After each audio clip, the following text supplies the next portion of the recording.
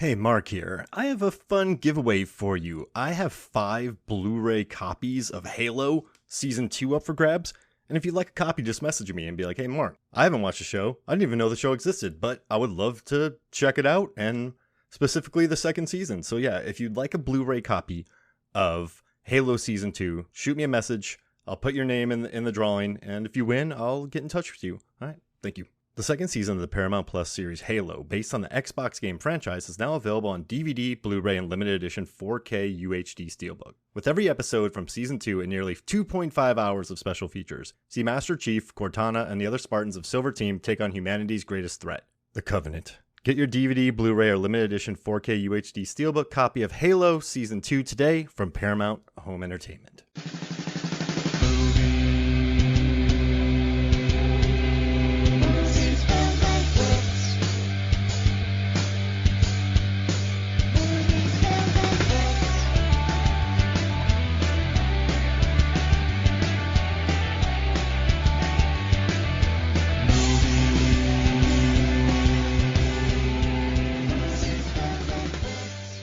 Hello and welcome to Movies, Films, and Flicks. I am Mark Hoffmeyer, and joining me is a man who thinks it's unacceptable that chocolate makes you fat, but he's eaten his fair share. And guess what?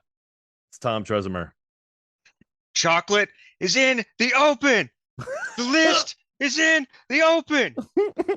I was trying to figure out how to tie some Mission Impossible 1 into that opening with it. I don't know if it's the knock list is quite as devastating as chocolate, but it's up there.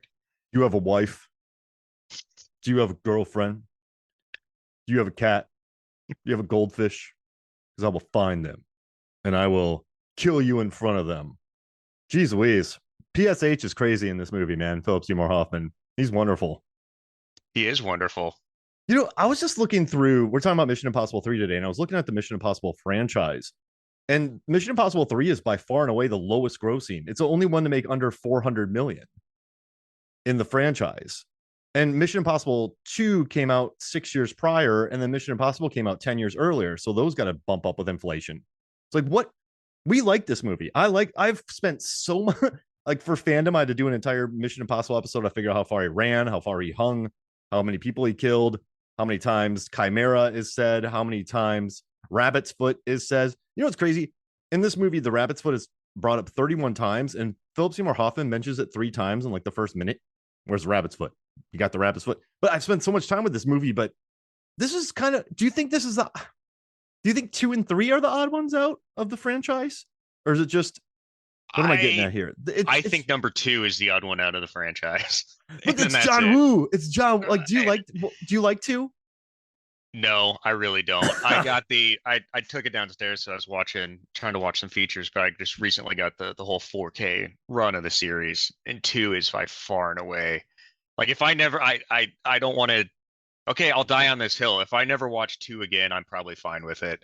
Oh, like it's just so standalone to everything else in the series. Like for me, I can literally just go 1, 3, and then just watch the rest of it. Like I don't have to watch 2.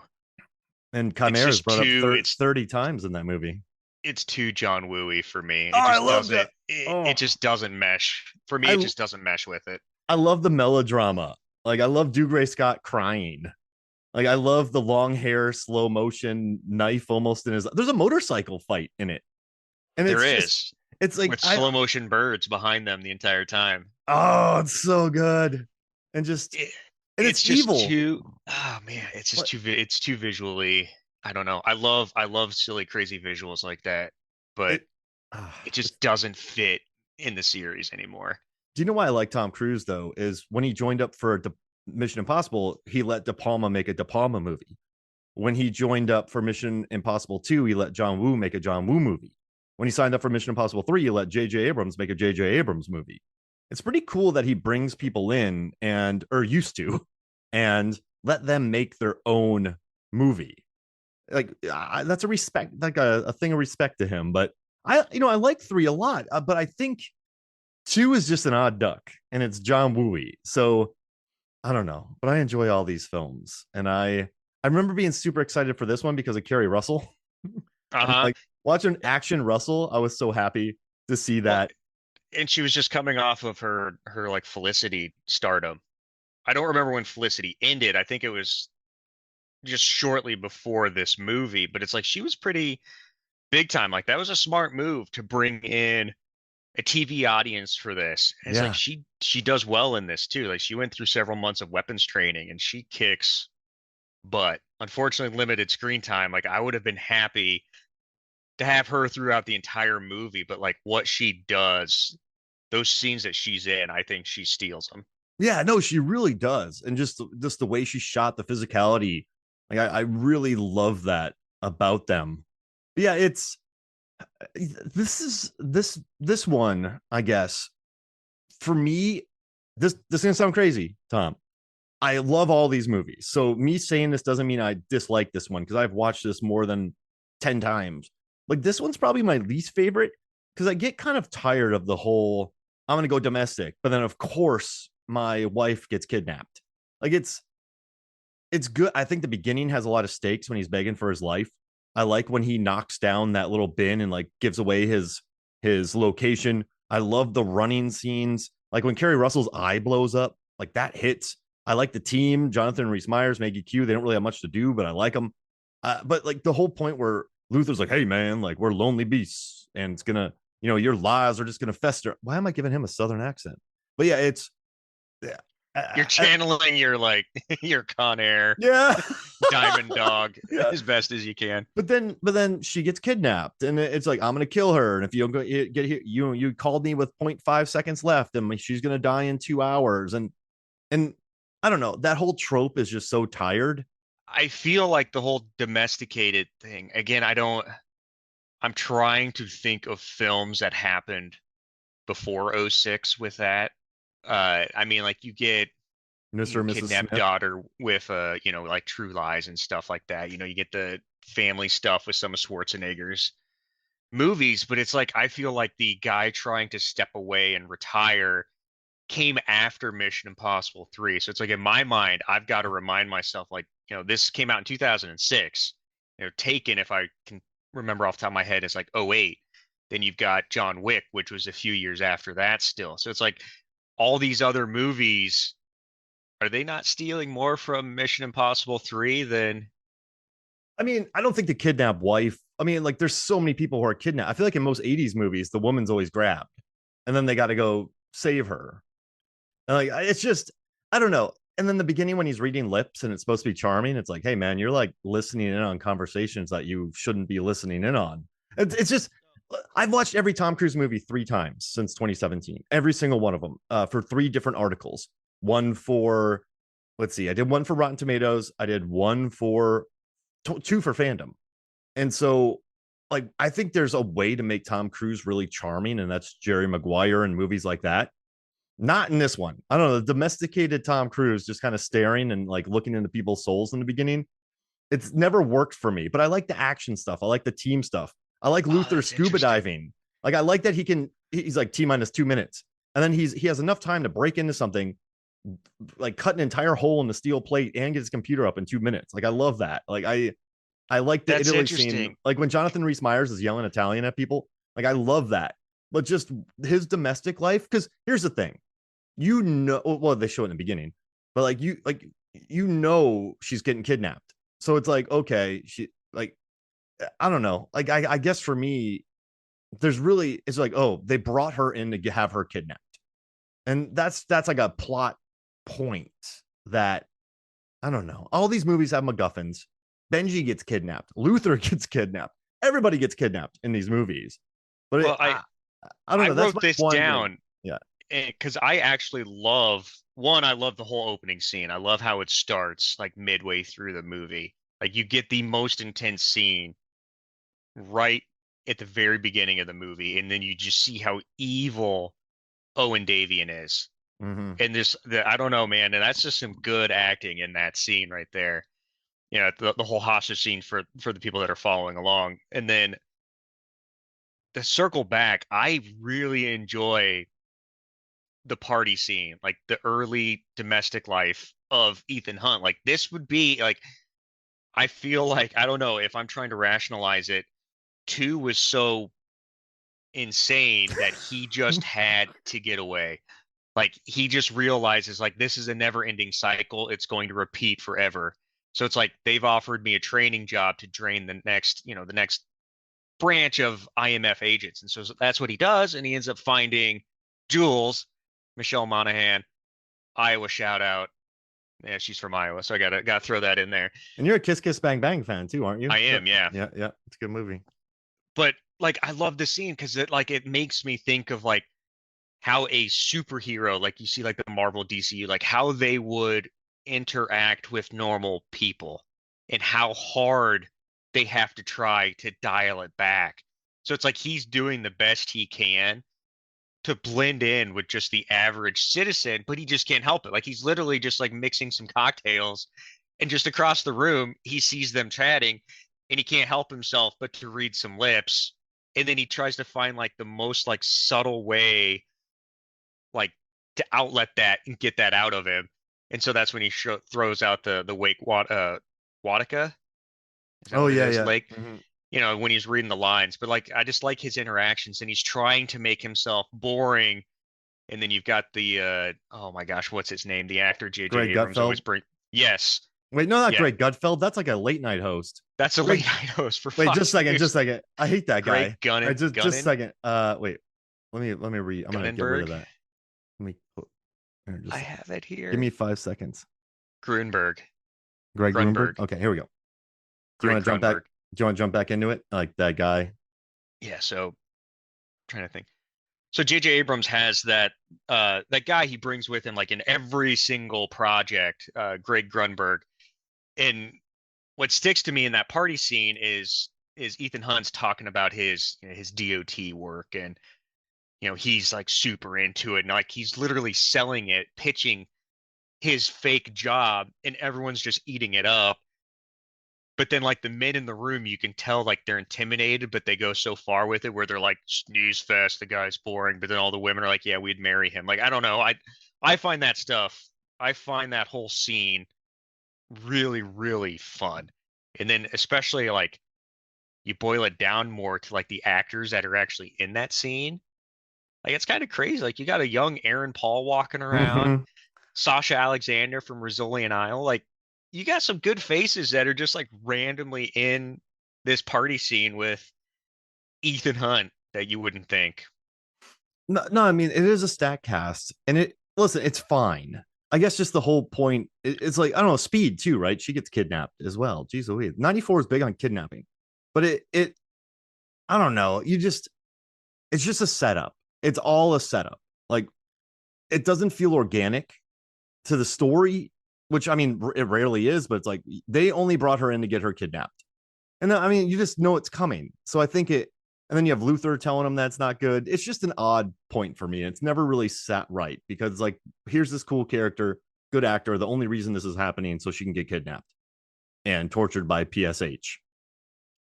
I'm gonna push back on you. I'm pushing back.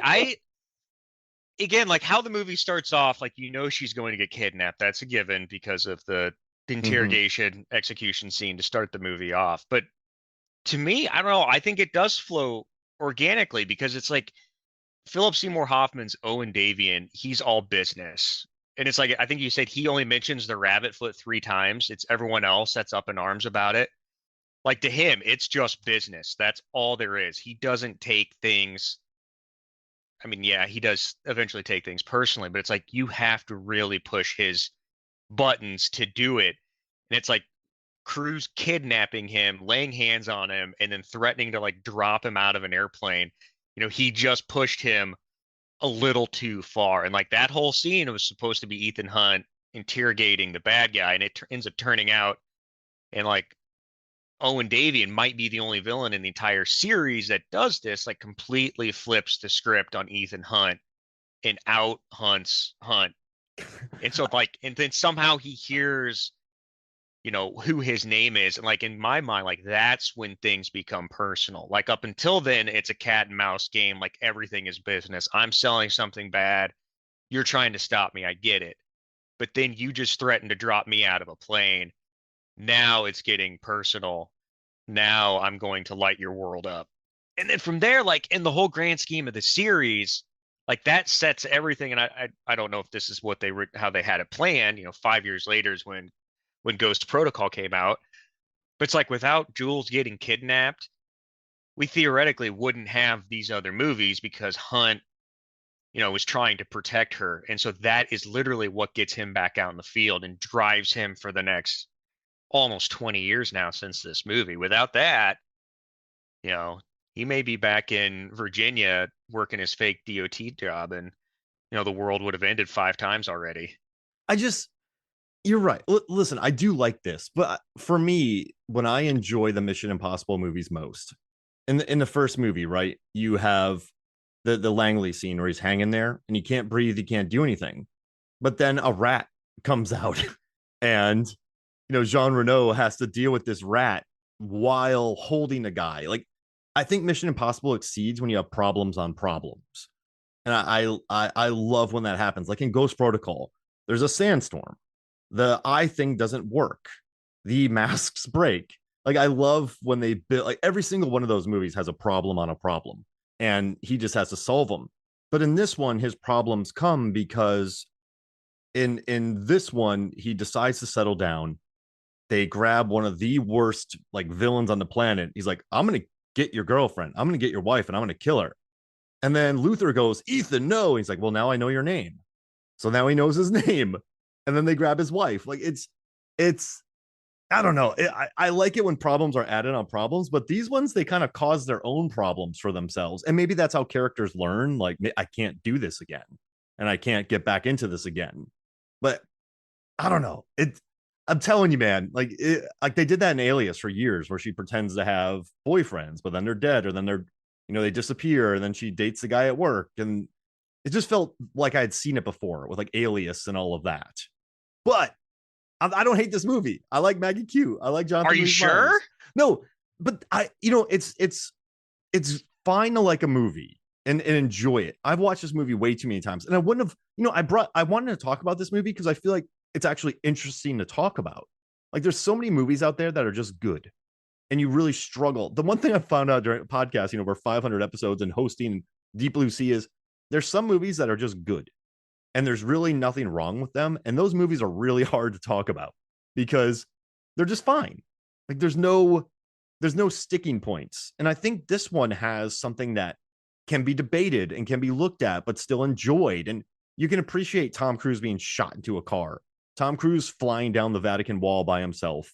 Like, you can really appreciate excellent stunts. And you watch the behind the scenes. There's like 2.5 hours of extras. I listened to the commentary. Like, they put a lot of work in this. They put a lot of care into this. Tom Cruise is like, will put his body on the line. Like, he said one thing. He's like, yeah, that one really rattled my molars. And like his running down the buildings and then sprinting 1,000 feet, like, those are physical, incredible acts. And Kerry Russell's death and Philip Seymour Hoffman and just how awesome he looks on that helicopter when it's going away. But like, there's two scenes where he's chained down and people leave him alone and he escapes. Like, there's two, like, that's just, I don't know. It's a movie that I both really enjoy, but also I think it takes me out of the most of all of them. Even though MI2 is insane, it still takes me out a little bit more than I would like because they just like, hey, let's strap this guy down, but let's not watch him. Like, let's handcuff him and leave him. Like, I don't know. There's do you So see you what I'm said getting at? no, because I just Yeah. disagree. I don't it no, it's not a perfect movie, but No. And nothing is. Like, I just did an R-rated data post. I like pulled the data on 1,000 movies, and like, what, only 1% of movies pass the Hoffmeyer scale of like score excellence. So it's not perfect, and I still enjoyed it. It still made $400 million, but it just doesn't. I don't know. It's not my favorite Mission Impossible movie. I don't know. For me, I think this was also the time that it came out. It was such a difficult movie because it's like it's coming right off the huge success of the Bourne trilogy, which came out in what, 2001, 2, and 3, so like Yeah. successive years.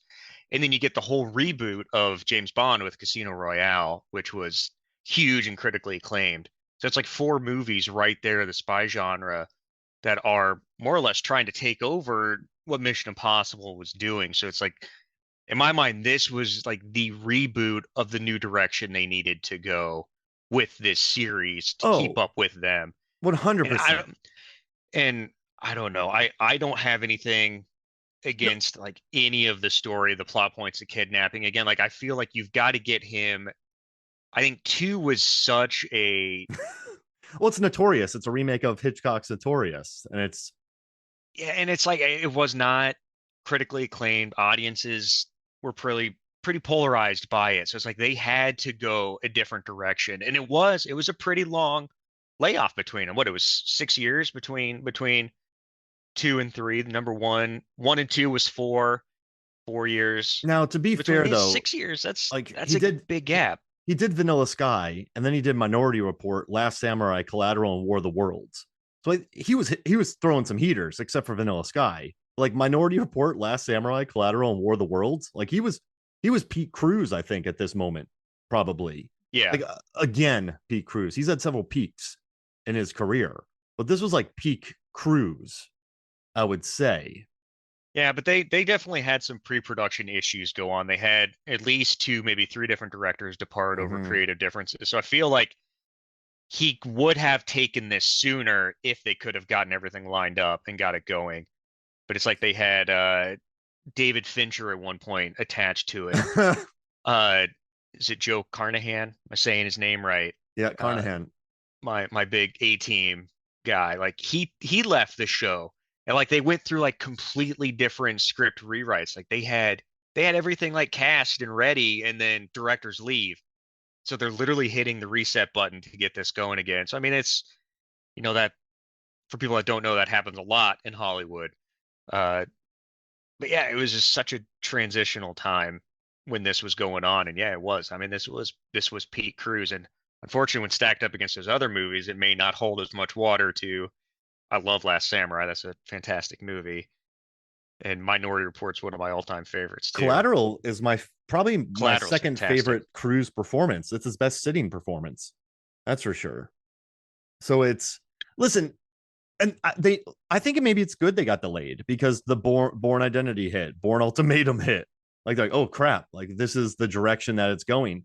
And even what's nice is even though those movies were hitting, they still didn't do all the editing that those films were doing. They still weren't as manic as the Bourne movies are. There are some elements to it, but it was still very, very Mission Impossible, focused on the Hmm. stunts that Ethan was going to pull off. And so, like listen, I love the character of Ethan Hunt. There's a scene where he's figuring out the math to jump from building to building in Shanghai. And his entire crew is like, you can't do this. You can't do this. And he's like, listen, guys, I have 2 hours and I got to save my wife. Just help. Stop telling me no. I'm going to do this. Like, I like that. I like when like I like how he's driven. I love the character of Ethan Hunt and what he's become. Quick question. You're Philip Seymour Hoffman, right? You're Davian. And Ethan Hunt is like, I have the rabbit's foot. And you're like, okay, well, I have your wife. Come to me. You pick him up in a stretch limo, and in a glass, you have a vial of something. You have no plans on knocking him out, but you just want him to drink something funky and like give him a weird like so it's not like a sleeping potion you're giving him. You're giving him any beverage, but he's not expecting it. Like, what would you do to surprise Ethan Hunt? He's not going to get knocked out. He's just going to take a sip of it and be like, "What?"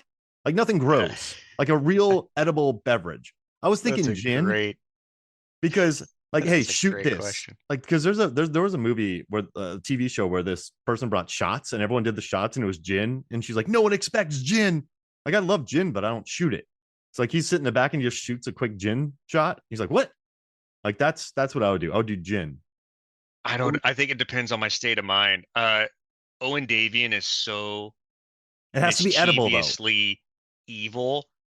I could see him doing something like straight hard prune juice, like just something really thick and in my mind just gross. I've tried drinking prune juice a few times for the health benefits and I just cannot get around to it. And it leaves such an awful aftertaste in my mouth. Or you can go completely opposite of that and something sweet like a shot of Hawaiian punch. Breathing is like, Like my what? God, Ecto what is cooler? go what is going on? What is going to happen here? Yeah, like he would hate that because he doesn't do much sugar. So he's like, oh man, I got sugar. I'm gonna crash soon. That's his Yeah. adrenaline shot. Instead of taking it to the heart like Kerry Russell, he's doing his Hawaiian punch shot before a Ah, mission. I would do Jin. I just think Jin would be kind of funny because he's like, "What? Jin?" And then the guy opens the window again and goes, like, Hendrix. And then he pulls it back up. And then you have Hendrix product placement in the movie. And he's like, "There's a second one in the minibar if you need." Hunt gets out and he's just schnockering on Jin. That'd probably be like the only way I could make it through. Yeah. But, you know, also, too, this is the one movie where you have the angry boss. You know, like I love Fish, a Fishburne. They call him Fish in the commentary. Everyone calls him Fish in the Event Horizon commentary. Fish in this commentary, Fish. But yeah, Tom Cruise is like, I've known Fishburne since we were teenagers, which is kind of crazy. And like, it's just the angry boss, and you know he's not bad. You know Crudup is bad the entire time, and I don't know. This one just it. I like it. I just kind of, you always know where it's going. I knew Crudup was bad. I knew she would get kidnapped. Like I knew from the beginning, they tell you that. Like I just, like, I don't know. It just felt like a movie where you, like, when he starts crawling on that building in Mission Impossible 4, I was not ready for the visceral thrill of it. Like this, the scope of the shot in Mission Impossible when he's just hanging there. Like I never expected to feel so tense with him just typing in and dealing with floppy disks. You know, in Mission Impossible 2, I was like, there's a motorcycle fight? Like, and his hair is just flowing in the wind, and Dougray Scott is crying. Like, there's fun surprises to be had with these movies. And I guess I just didn't have any fun surprises with MI3. And I just consider it to be a really cromulent, fun action film, in the words of Norbert Morvan. I guess I just, maybe it's because JJ was a relatively new director. I mean, he's not Wu or De Palma. So, I mean, it's kind And of, this was his feature film yeah, debut. this was, and, it's unfair to kind of put that on him. But yeah, I just don't, it doesn't have the personality of the first two. It just felt very stock to me. And that's fine because I've watched it a lot. I just never thought that I'd rather watch something bonkers like Mission Impossible 2 than something like Mission Impossible 3. Because I'm like, if it was on cable, I'd probably rather watch Mission Impossible 3. But 2 is just so funky, and I admire it for it. I guess I don't know. You're probably gonna say no when I say, "Do you know what I'm saying?" But I just, No, no. I, do you think this is kind of the most stock of all the Mission Impossible films?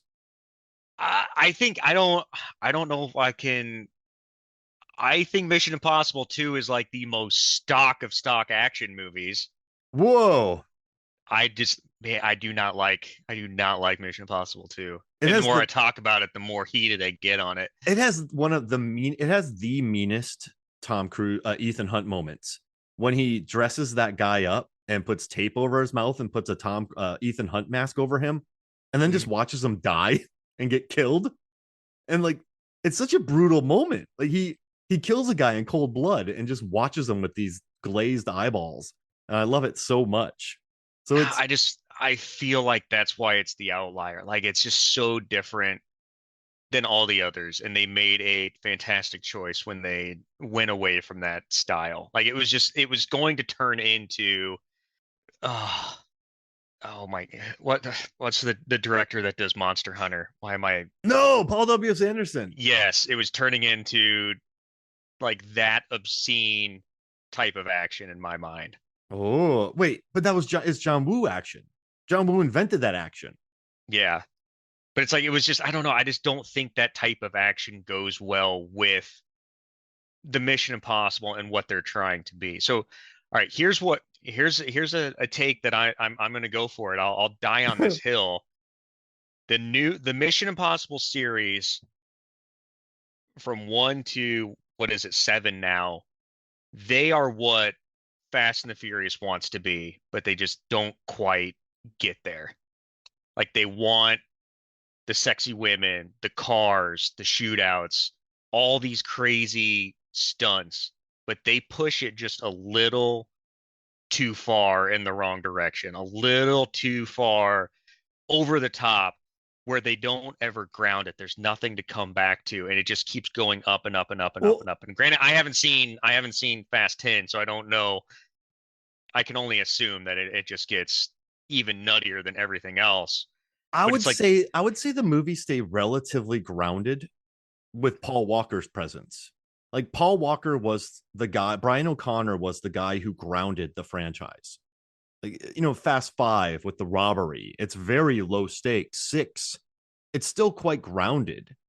I know it gets bonkers with the tank, but they're still overmatched in that. Seven is when things get crazy, but that one made over $1 billion. And it has some yeah, fun, it has some very fun, like when they're driving through the buildings, those are some standout things. But in that scene, Brian O'Connor's like, we can't do this. Like, we're not doing it. Like, stop. So I think, and when he defeats Tony Jaa, like he was being beaten up and then he won after being steamrolled the first time. And then he's the one who has to escape the truck with the help of Michelle Rodriguez.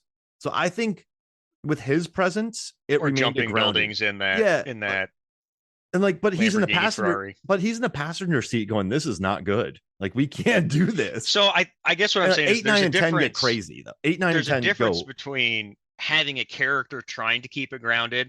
And again, like I love that action. I love the Fast series.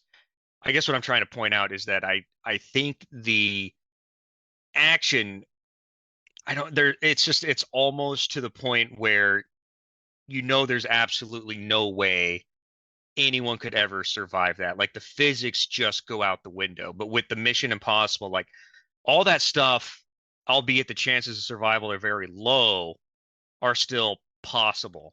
Like those events They're can't not exist on impossible. this plane of reality. Like it would not surprise me if there are these crazy electronic gloves that help you climb a skyscraper. And Mm-hmm. like that's your point. Like, yeah, that technology falters and it fails, midway through his attempt up I the love the problems on problems. of oh, what is it? The Burj Khalifa? Is Yeah, that what yeah, that, the that building is tallest called? building in the world. Yeah, the Like, Burj. yeah, Yeah. yeah. So it's like that stuff is in my mind, it's still very plausible, but like that's where the Mission Impossible series gets me. It's like these events are absolutely insane, but there's still the possibility you could live through that. With Mission Impossible 2 being the outlier. Like that movie is just so far out there, but I think 3 is what brings it back. Like 3 is what Yeah, from in my mind starts it at what it eventually becomes. And that's why I love it, especially in the grand scheme of the entire series. I like the fallibility of Ethan Hunt as well. Like, I love when he escapes with the rabbit foot and then smashes into that building, but then the wind pulls his parachute back out. Like, that's probably my favorite moment of the movie. And also, he dies. Like, Michelle Monaghan, Julia has to bring him back. In Fast, or not Fast, in Ghost Protocol, his foot is caught. He is saved. In Six, Elsa has to bring him back to life after drowning. So I like that he's a guy who he dies and women have to save him. Okay, And wait. So maybe Michelle Monaghan had to be introduced. The wife had to get kidnapped to save Cruz because he was going to get that nose implant, that brain implant, and she's the only one that can bring him well, back. I love that moment. And when he takes the stick out of his mouth and says, I love you, that's a really neat little moment. And it's a nice, we already know what the thing does because it blew up Kerry Russell's brains. So it's smart filmmaking in that regards. And that's where I like the movie. I just think the problem with the movie is I remember watching Rogue Nation. I'm like, where is this going? Like, what? This is crazy. And I remember, Dead Reckoning is probably not my favorite, but I didn't know where it was going. Like, I was just along for the ride. This is the only one where I felt, but you know what? Like, the nice thing about all the Mission Impossible movies, and I think what makes Cruise a very smart creator. I mean, I say this a million times, like Top Gun Maverick, they talk about the mission for an hour, then they go on the mission. So you know the mission. In these Mission Impossible movies, it's like, okay, we're breaking into Langley. This is what we need to do. Okay, we're breaking into this facility. This is what we need to do. Okay, we're going to go to Shanghai. We're going to do this. We're going to do that. We're going to do this. Like, I like that. I like that they explain the missions. So when they go on the missions, you can just enjoy the mission because they've already explained it. I'm not talking about that in regards of knowing where it's going. I just felt like it just feels like the most stock plotting of it. Plot wise, yeah, Yeah. you knew what was happening. Yeah. But like, I love that they explain the mission. So like that's brilliant. Like, I think that's smart because it's like, hey, this is what the mission is. So when they're on the mission, they don't have to explain it. You know, you watch a movie like Inception, which I love, but they have to explain that movie. I covered it on the podcast, and I realized that that movie entire film is explaining things to people. It's crazy. Like it's 90% of it's telling someone what's happening. So it's kind of nice to not have that and just watch the action because it's already been explained to you. And you know, I have 2 hours to get the rabbit's foot. So like I think for audience sake, it's really easy to just sit back and enjoy these movies because you know exactly what the mission is. So you can enjoy the mission. You can enjoy them on the side of a wall and you doesn't have to explain things. But it's just, yeah, I mean, that's my main complaint. I've said it a billion times, Tom. I love a lot about this movie, but it's the one film that lacks any surprise for me. And Well, and it's not about the destination, it's about the journey and the friends that you make along the way of that and journey. like the best moments are the funny like I love when he's like, I love you, when he takes the thing out of his mouth. Like I love when Maggie Q goes, but it's such a nice car. Like I like when they're in the car and he's like, hey, how you guys doing? And Philip Seymour Hoffman's like, good, man, just having a bud. Like, What's yeah. up? No, what's up with you? Yeah, Nothing. just being super chill. And I like the when Tom Cruise gets pulled out of the building by the parachute. There is a personality to it, and those are the moments when its personality shines is when I like it the most. But I agree. I it agree with that. it I don't know. I just like I love on Ghost Protocol when he's on the side of the building and everyone's telling him what's happening. He's just like, no shit. like he's like, stop. Like that's when I like Ethan Hunt. So, you know, I just you knew his life of domestic bliss wasn't gonna last. You knew that like you knew they were gonna make another one after this one. And then like when they go back to Ghost Protocol, they just did a hard reset, which kind of negated a lot of what three does. And that's not three's fault. But yeah, it just seems two and three are that little kind of what one, two, and three, which is pretty much the Fast and Furious movies as well. One, two, Hmm. and three. And I guess I would say four. And then five, everyone's like, oh, start at five. Like, I guess with these, I love the first three, but then Ghost Protocols when it started making buku bucks. Like, Ghost Protocol made $694 million at the box office. And then Rogue Nation made 688. Fallout made 786. And then Dead Reckoning made 566. But yeah, I think Ghost Protocol kicked it into it perfected the format, I think. Well, and I And think maybe, some of this too is the supporting cast with it. Like I love his team in number three. Number two, he didn't, from my no, yeah, there's recollection, no team. Yeah. there's not really anybody. It's him carrying the weight of literally everything. I mean, you've got Thandie Newton, but she's more of a damsel in distress through most of that movie. One, you have his team, but not for very long. Like I would have loved to see, and I remember at one point they were talking about trying to make a prequel to Mission Impossible 1, kind of like exploring that team and like Emilio Oh. Estevez. Like that is the movie I would have loved to see. Like I like one, but like his team is gone. They're One dead. features my They're favorite team though. they're all dead. Jean Renault, Ving Rhames. Like I love that team in the first Emmanuel Bier. Like I love that first team in it. Like there's that scene where they're in a fire truck, just all sitting together, looking stylish as hell. Like I love, and they're on the train. That first train conversation between them. Like Yeah, that's my favorite team. And actually, I ranked the teams. You want to know how I rank the teams? I do. Okay, so I'm gonna say Mission Impossible 96 is number one. And then I'm going to take Ghost Protocol because I really like Paula Patton, Jeremy Renner, Simon Pegg. You know, they lost Luther, but I like that dynamic between all of them. And I like Paula Patton's. Paula Patton has an arc in the movie, which I enjoy. And I like Jeremy Renner in it as well. Then I would probably say Rogue Nation because you bring back Luther, you bring in Elsa. Like she's awesome. Then I would say Mission Impossible 3 because I don't know. I like Jonathan Rhys Meyers and Maggie Q in this movie. They have nothing to do. They have one moment alone. He's like, "Tell me it." Like they have that little scene, Yeah, and she's got then her little prayer for her cat. probably Fallout next, and Fallout and then Dead Reckoning, and then last but not least, Mission Impossible 2, because they just got that dude in a helicopter and Ving Rhames and Tom Cruise. But I mean, I like them all. I don't know, but there's something about 3 that I like. They're just in here for a little bit. Like Maggie Q could come back. I don't know. Like Jonathan Rhys Meyers had a lot of issues and he's doing better now, but I don't know why she doesn't come back. I don't know why Paula Patton doesn't come back. Like maybe they don't need to. Maybe they don't want to work with Cruise again. But it just seems odd that these characters have never been back. But I do like the team. Yeah, that's always been one of my big problems. I mean, I think it's format wise, story wise, it makes a lot of sense to mix the teams up. Like Luther being a staple in it. I mean, he does very specific special things. I mean, he's in the van a lot. Yeah, he's the computer. He's the van guy. And it's like, how many van guys does IMF really need? Simon Pegg is the other van guy. He ends up becoming a field agent, but I mean, he's like he's their what is he? He's not an analyst per se, but he's like their technology dude. Like he's he can decrypt the hard drives. Like how many hard drive guys do you really need?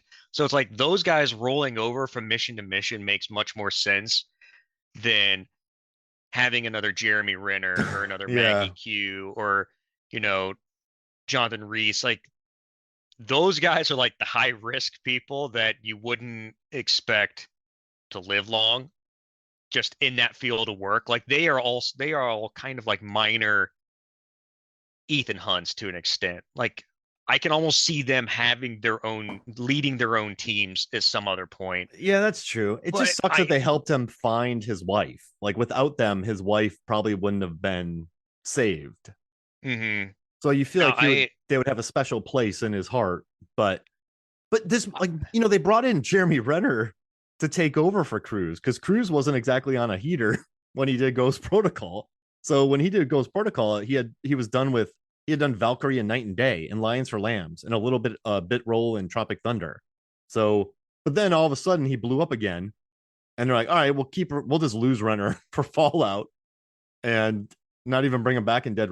So they offered Renner to come back and die, and he's like, no, I'm not going to do that.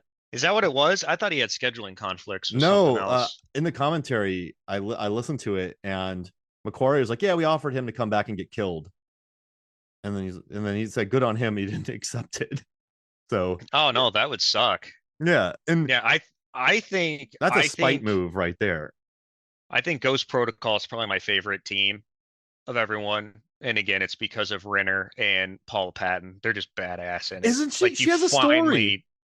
And also, like, Ghost Protocol is the first movie in this series that really gets big into the physical combat. Like, yes, there's the fight scene in 3 between Philip Seymour Hoffman and Cruise, but like Cruise, he's got a detonator about to explode in his head. Like he can't really fight. So he's punching with his elbows and rolling around, just kind of doing whatever he can. Like that's more of just complete mayhem brawl. But it's like 4 is like the first time where you really see like their true combative martial arts skills. And it's like Paul Patton and Jeremy Renner both do that really, really well. And then it carries over to Rogue Nation, and then you get Elsa introduced. Oh, and then she's so good. From there on out, like everything is like the fight scenes have really been ratcheted up, which I appreciate. I love fight scenes. But like 3 kind of started the trend. 4 is where they picked it up and it's continued. I like in 4 when Paula Patton kills Leia Sado because she's not supposed to, but she's like, yo, you killed my partner. And she just kicks her out of a building. Kicks her out a window, man. It's awesome. And then she has to come through. Like she has to like make her. She gets hurt and like done that. But I think that's probably the first. And like Renner has a story, and I like that they have like even Benji's new in the field, and he has to kind of step up. Like there's a good character development in 4, where I think that I kind of feel bad for Maggie Q and Jonathan Rhys Meyers because they have 0. They're more just there to look cool. And they do look cool. They look great. They look very cool while looking cool. Yeah, like they look wonderful. And like Colleen Atwood, who's one of the greatest costume designers of all time, did that dress for Maggie Q. And I did a thing for fandom where I did like Mission Impossible movies by the numbers, and they love leg shots. So like in the third one, she steps out the car and there's a leg shot, and then you have the leg shot of Ilsa, and then you have the leg shot of Vanessa Kirby. Like they go hard on classy leg shots. Not, like so they don't do butt shots like Fast and Furious, and I had to count all those too. But they do the classy Such a legs. shame for you. I'm Yeah, sorry. they You had do to all go the through that. they do all the classic. They do classy leg exposure in the Mission Impossible movies. But so Tom, you're talking to me. I don't hate this movie. I just think it's the one with the most predictable plotting.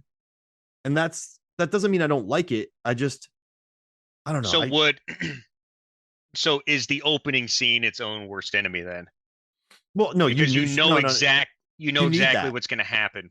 You need that because like it doesn't start hot. Like you need these movies to start hot. You need to start with the action. Remember the first one, the second one, you need to start with an action scene. He's climbing on a rock, the plane crashes, like you can't just start at a party and then slowly build to him getting the team, him going So on a minute. that's Like you got to start, you got like they raised it first. But I would have known since day one if he had a spouse, like, oh, okay, that's gonna be a problem later. So it's I don't think that hurts it at all. so that's interesting though, because I feel like it's four onward that starts with these amazing action scenes. So oh my gosh, now I'm drawing Because a one blank. one has the guy in the room, right? And he's dying, and they got Yeah, but but that's that's a more De Palma movie though. But it still ratchets it up, right? Because you have yeah, a it's guy in more a of room and a yeah. thrilling moment. And then two's like dun, dun, dun, dun, dun, dun, dun, dun, and like the plane crashes and people die, and it's not Cruise, and he's on a mountain, and he gets Yep. Oakley's and Limp Bizkit's playing. And then three, you need that because otherwise it's just the party. Yeah. But So three might have like the most I don't know. listen, One and Philip three Seymour probably have Hoffman's the most grounded intros. yeah, and like PSH is great. Like he's like you when he stuffs him out the plane, when he gets on the helicopter, he's scared. He's just evil. Like there's no like John Voight in the first one. He's a what? He is a disgruntled former employee, kills some people, he wants money, blah blah blah. Two, former IMF. It's terrible being IMF, by the way, because John Voight's a bad IMF, and then you have in the second one, Dougray Scott's an evil IMF, and in the third one, Billy Crudup's an evil IMF. It's like guys, oh Henry, like it's like the MFF, IMF isn't too great. Oh, he was like a CIA operative in Fallout, Oh something like yeah, that. yeah. And then I actually here I did a ton of numbers. I want to read them to you real quick. So in this movie, the word second, minute in this entire franchise, the words second, minute, hour, and time are mentioned 226 times.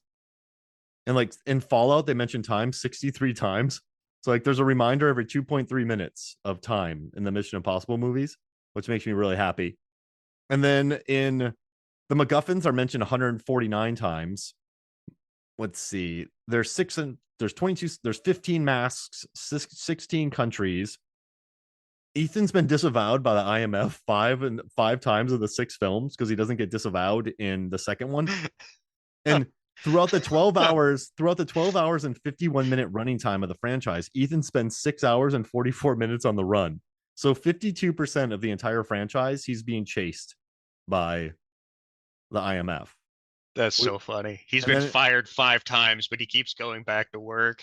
He's that guy that you can't get rid of. He just keeps showing up, and they're like, at this point, he's working for free, so he hasn't collected a paycheck in like 20 years.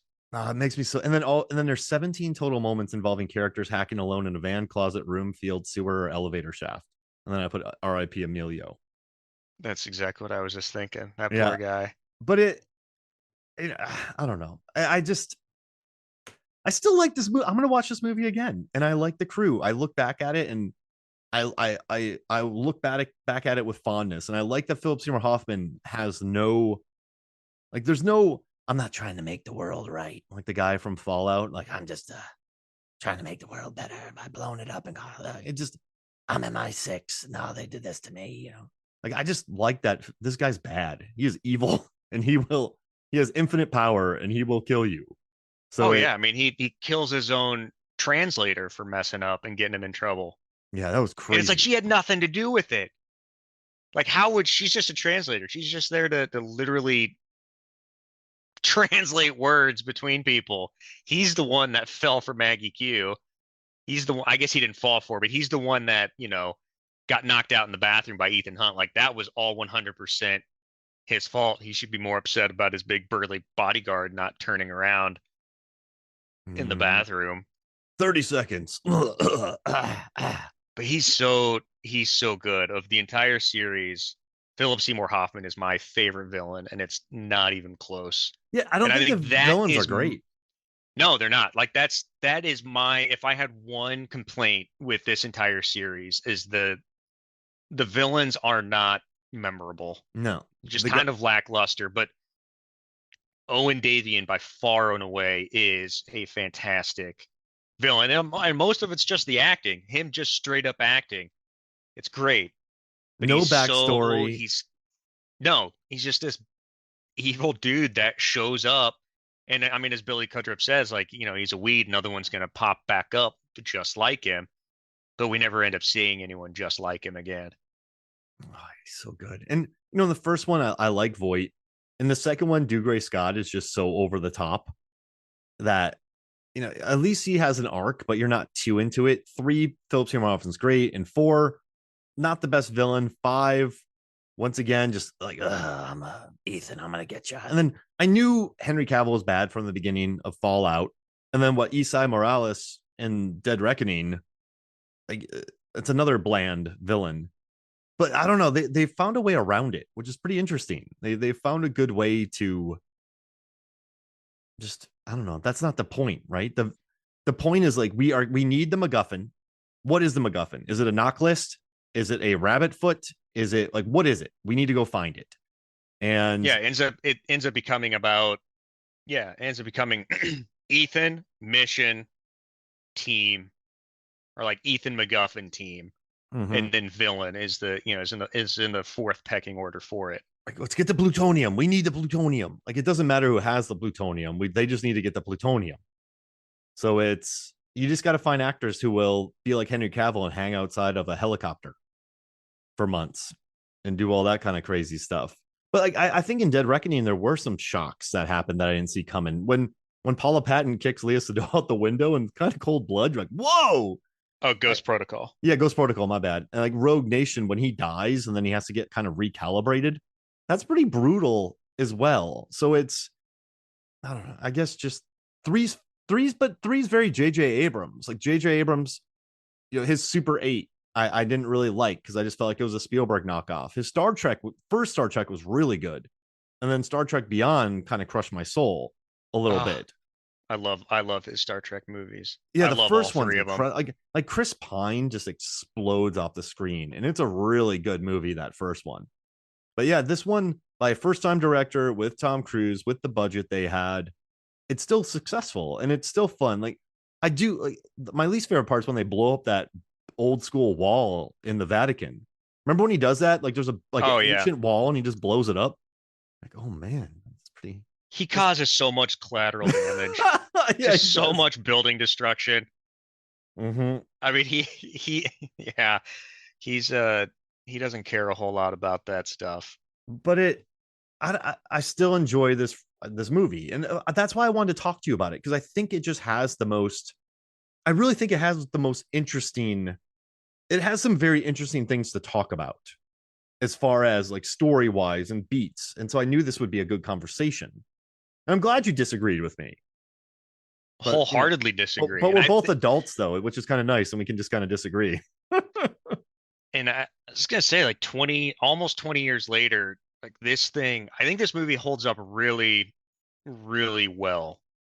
Like Well, there's some really good gadgets and tech in it, but it's not so futuristic or not. I should say it doesn't feel so dated. Yeah, like some of the phones, of course, are dated that they're using, but the gadgets that they use, like you've got like the magnetic grenades and stuff like that, like the zip lines, the pendulums. Like this is all stuff that I can still see being used today. So it doesn't feel like it's a dated movie to me when I watch it. So it's like when I watch this, I still think it could be happening like right now as we speak, instead of watching, I don't know, like Die Hard's my all-time favorite movie, but like when you watch Die Hard, you're like, yeah, that takes place in the late 80s. Like there's no way around it. 50 years from now, that's still in the late 80s. It does not matter. Mid 90s, that thing is still in the late 80s. Like technology has advanced so fast during that point. But like for me, like it is still grounded very much in the present time. And then just literally like the effects, the CGI, the VFX, the stunt work, like Yeah. all of that has held up really, really well. And a lot of that's because of Cruise. I mean, when you watch this film, like the bridge sequence, they filmed the bridge sequence in Virginia, but then they went and built a bridge because he's like, yeah, we don't Hmm. have to look at water that much, so I can build a bridge somewhere. When he's sliding down, he did that. When the truck goes over him, the truck went over him. When he's hanging outside the car, it's him hanging outside the car. So I think, like even Philip Seymour Hoffman did his own work in this. When he's being dropped down an elevator after winning an Oscar for Capote, like by I want to see Jonathan Rhys Meyers' journey just carrying Owen back. That'd be kind of Oh fun. yeah. How But hard it's that would have been. like they blew up the car that Maggie Q was in. They're in the boat looking awesome. Like I think most importantly, like even if you watch Mission Impossible 2, he's on that motorcycle. The blade is that close to his eye.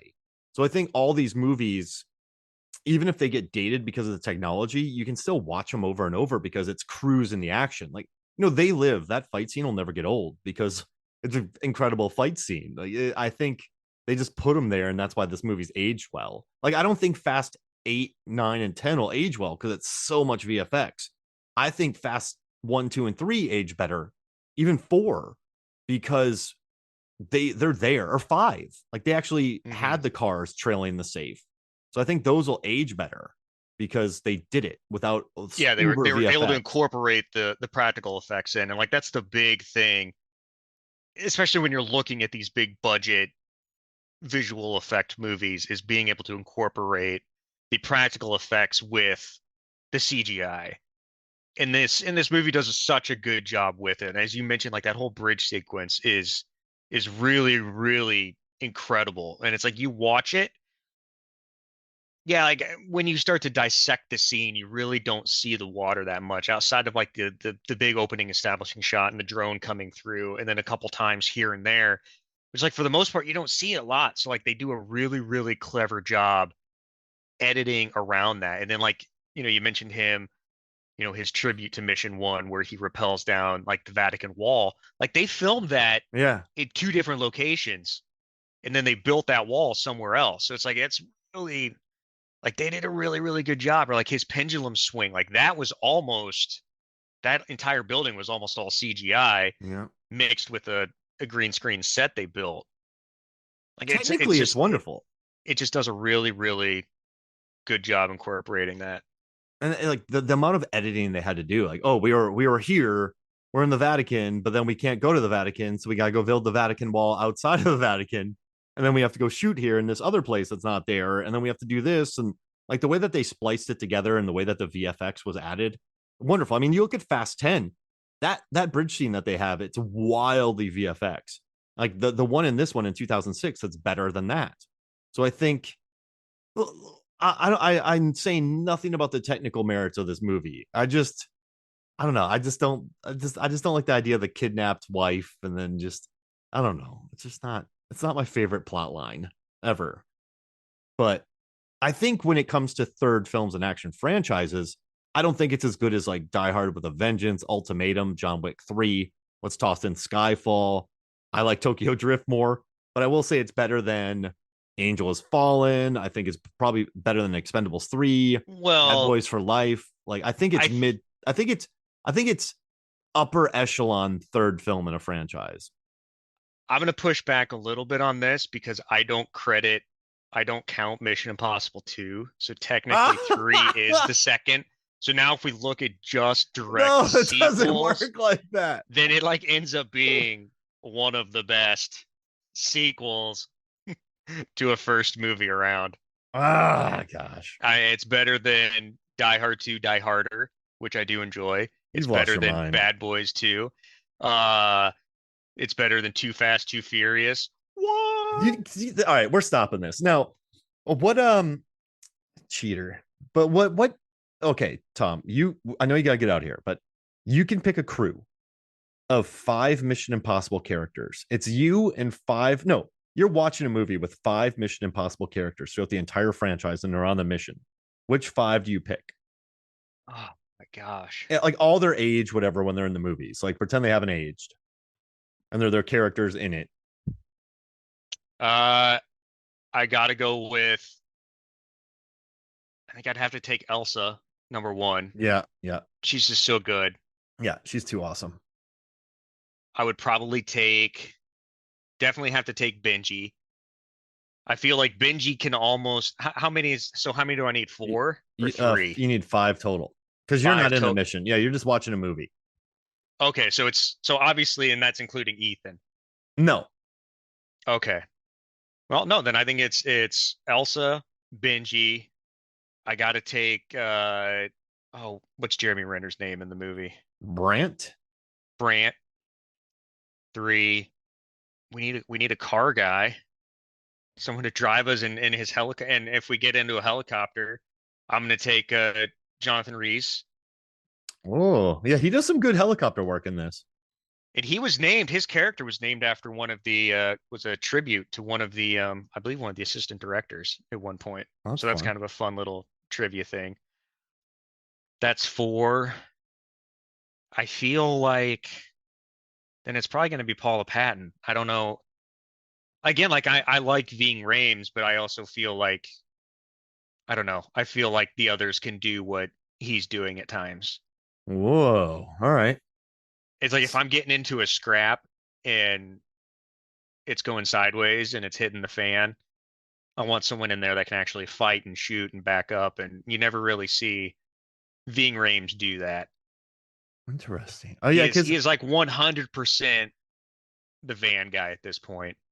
Even in number 1, he's like the van guy, and it's like he's coming off of I don't know. Like I would have liked to see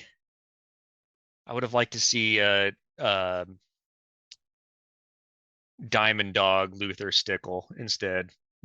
all right. No, okay. So okay, I would take Elsa, Luther, Jane, Paula Patton, Maggie Q, and then can I take the White Widow? I think she's crazy. She's good. She's the She's a trafficker, right? yeah, yeah. From the last She's 2. from Fallout. Yeah, she's out of her mind in it. So I'm gonna Is she take her. really part of the team though? Because I feel like she's just still like a bad guy. Yeah, she is, but bad She's guys like always kind of get recruited, don't they? yeah. I mean, I suppose they do. I guess I never truly considered her I mean, she's part of the not. She's team. not okay. All right, that's She's fair. like a She's not a team. necessary evil to get to to something else they're doing. Okay, so then I will take Renner because I love Born Legacy, and then he got cut out of it because Damon wanted to make another one. And so the director Justin Lin of Fast One, Two, wait, no, of Fast Three, Four, Five, Six, and Nine was going to direct a Born Legacy sequel, but then Damon came back. So I got Elsa, Luther, Jane, Maggie Q, and Renner. That's a good one. Yeah. Yep. We're pretty much right there. Nailed it. Man, it just that kills me when I remember when Dead Reckoning Part 1, when the plot details started coming out that we would be seeing older characters reappear. I was so excited thinking that we were going to get Maggie Q and Jonathan Rhys back. Like I was so pumped that there might be the possibility because they're both like in their 40s still. Maggie Mm-hmm. Q is like doing even more action movies now than she was 20 years ago. She just crushed it in a movie I love called The Protege. I have So not seen that yet, but it's on my list. yeah, she's It's good in like it. I was so excited thinking that that was going to happen. And this Renner had his accident around this time. So it's like you knew he was not he just physically couldn't even be in a movie anyways. Mm-mm. And I feel like I don't know, maybe the accident I think probably happened after this had started filming anyways, but it's like you just knew it was not in the cards. It wasn't happening. I had no idea about them wanting to kill him off. I'm glad he said no, so there's still the opportunity at some point if he wanted to, if he could even physically do this stuff anymore. But This was fun. This was good. You and I normally agree pretty well. So like we got to very like adults debate the movie. And I think I still like the movie though, Tom. I just I so don't quick yeah. question about the tone of this, because I was reading some of the negative reviews just before we go. A big knock against the movie was that it was too dark and too bleak. This one? Yeah. No. Yeah, I don't know where Did they see the those. first one? Yeah, first one's like very dark. I mean, it's everyone dies. Yeah. Like that's one of his most famous lines, screaming that they're all dead. But I mean, it's like, and their deaths are bad too. It's Mm-hmm. like I don't know. I just don't see how it's so bleak and so dark, especially like when you're comparing it to the other action movies, the spy genre movies that came out of like the Bourne trilogy and Casino Royale right before this, and also factoring in the two previous Mission Impossibles. Like, I don't know. I don't see where people That's were an odd upset with one. that. Because this isn't dark. It's not overly bloody. It's not. I mean, I think the stuff with Philip Seymour Hoffman's intense, but whatever. He's great. But yeah, that's an odd one. Yeah, I don't know. I wish I had something for you I mean, there. yeah. If people are upset that it was bleak, can you imagine what movie we would have gotten if David Fincher had gone through and directed this? The killer.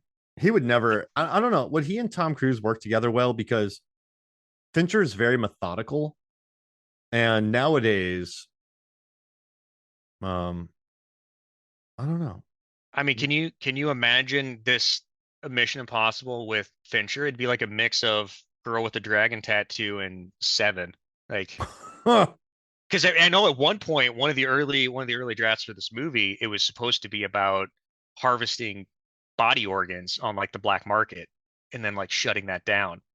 I That's don't too know. dark. I don't know if that was Fincher's take, but it wouldn't surprise me. Yeah, that's not it.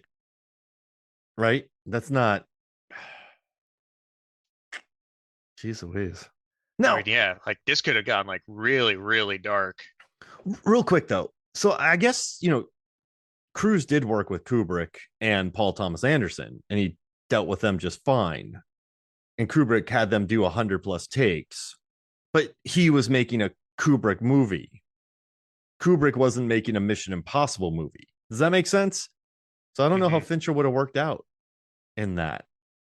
And there's nothing wrong with what Fincher does. I mean, he's methodical. And you and I know it, man. Like getting the camera set up's the biggest job. Then you have the actors there. You can do a bunch of takes and you're fine, especially if you budget for it. So I don't blame him for that. But I don't know if that would work for a Mission Impossible. It would definitely be tough for the action sequences because those aren't something, or like the stunt work. That's not something you can just roll back and repeat often. Yeah, Cruz would be like, stop.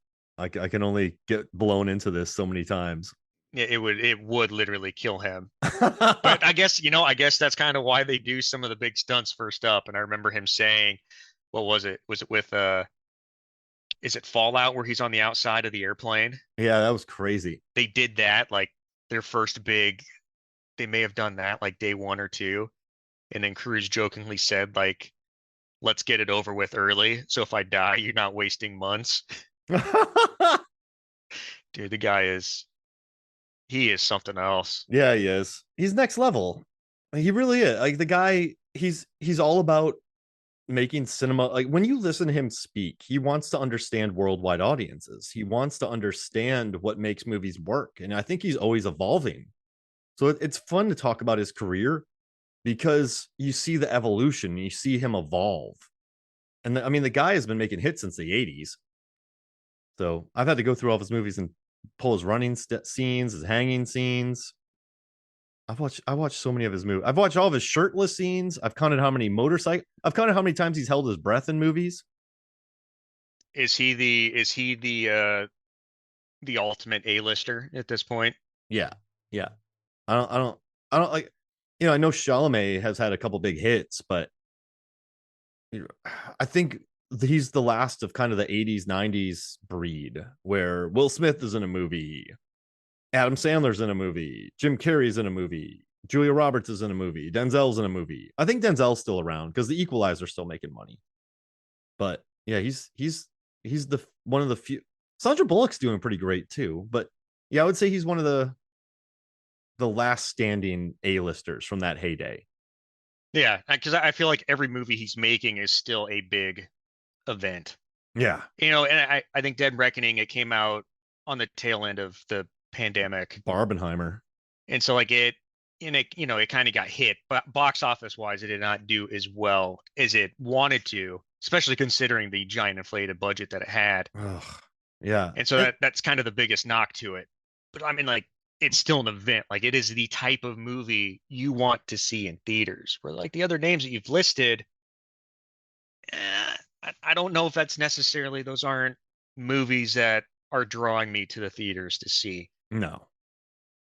Like, he's still doing it. He's putting himself through this for worldwide audiences. Like, yeah. He studies. That's why Mission Impossible is so good. No, I'm sorry. That's why Top Gun Maverick is so good. I mean, $1 billion legacy sequel that appeals to fans of the original, but then also appeals to like new fans.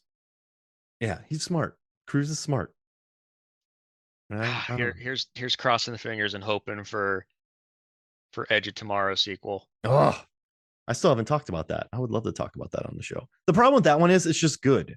So you and I would just be talking about how good it is the entire time. We would be. Which I don't know if it's that interesting. It could be a 30-second podcast just saying it's good over and over again. Yeah. It's a quick one hitter. You know, it's funny. I gave examples of I couldn't think of any specific examples, but that's one of those where you're just like, that movie's awesome. It would just be us talking about how awesome it is. So you and I debated a little bit here. That was fun. All right. Well, hey, Tom, I know you got to get out of here. So thank you very much for joining me. And we're doing a 2004 draft next, correct? Yes, we are.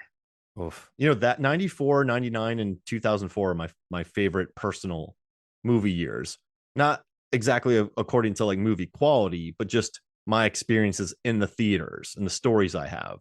So I'm excited to talk to you about that. I started making a list the other day, and yeah, there's some of my all-time favorite movies, some of my big disappointments, and some of my, at least up until that point I was in high school, but like one movie that stands out is like my most anticipated movie of all time came out that year, and I actually have its poster hanging up here in my bonus room. What is it? Oh no, save it. Wait, what is it? Do you want me to say it? Save it for the pod. All right, I'll save it for our draft. Oh, that'll be good. I'm excited. And it's probably going to be my number one, and it's not even my favorite movie from that year, unfortunately. It's just I was so wrapped up and waiting for it. Was it one of the? No, I don't want to know. I don't want to know. I don't think it's going to shock you when I tell you. Just tell me now. Troy. Oh wow! I watched that. So I gotta go here in a minute, but before we go, anybody that is a big novel reader, read Gates of Fire by Stephen Pressfield. Fantastic book about the Battle of Thermopylae. So like I was huge into. That's kind of when I got into like sword and shield fantasy. It's not fantasy; it's a historical fiction, but like that type of genre of books and even movies. And so it's like, Lord of the Rings came out, but like I got big into reading at that point, and it's a really, really good book about the Battle of Thermopylae and like the 300 Spartans for people that know that story. And so then it's like all of a sudden you get Wolfgang Peterson and Troy coming at me, like right after I read this book, and I was just so amped for it for 2 or 3 years, just waiting for this thing. And then then it is what it is. And I didn't live up to what I had in my mind, but there's a lot to still enjoy about it. We'll talk off air because I know I gotta get out of here. But I got some funky picks, so I might message you them, so you might have a chance to watch them. So I'm not just dropping weird movies on you. Okay. All right, this is good. Well, hey, thank you for joining me, Tom. Thank you, Mark. I appreciate it. All right, so for me, Mark Hoffmeyer, for Tom Tresemer, this is Movie Sons of Flicks. We'll see you next week.